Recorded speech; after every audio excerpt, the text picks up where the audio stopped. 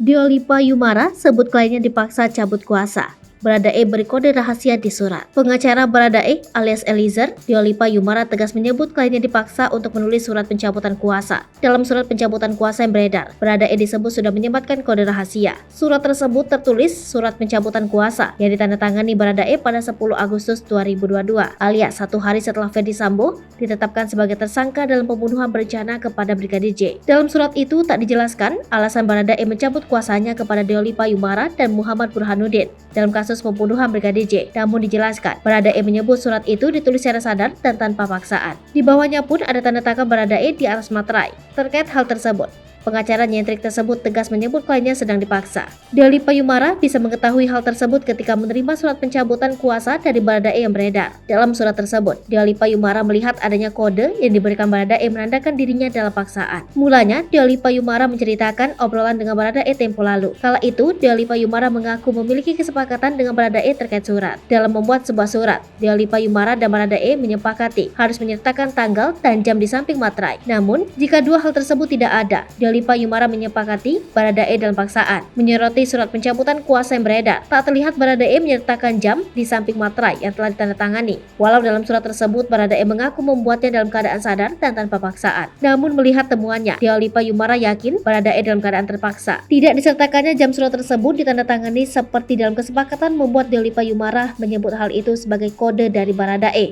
Meski surat tersebut benar dibuat Baradae, Dua Lipa Yumara menyebut tidak sah ada pencabutan kuasa. Pasalnya dikatakan Dua Lipa Yumara dalam pencabutan kuasa antara klien dan pengacara harus bertemu. Sebelumnya, Dua Lipa Yumara mendapatkan surat tersebut ketika masih live menjadi narasumber di Metro TV pada Kamis 11 Agustus 2022. Dalam acara itu, Dua Lipa tampak tersedak langsung membacakan surat tersebut yang didapatnya dari stafnya di kantor. Namun, dalam surat pencabutan kuasa itu, yang menjadi sorotan Dua Lipa lantaran tulisannya yang diketik bukan merupakan tulisan tangan Baradae. Surat tersebut sempat dibacakan di depan televisi.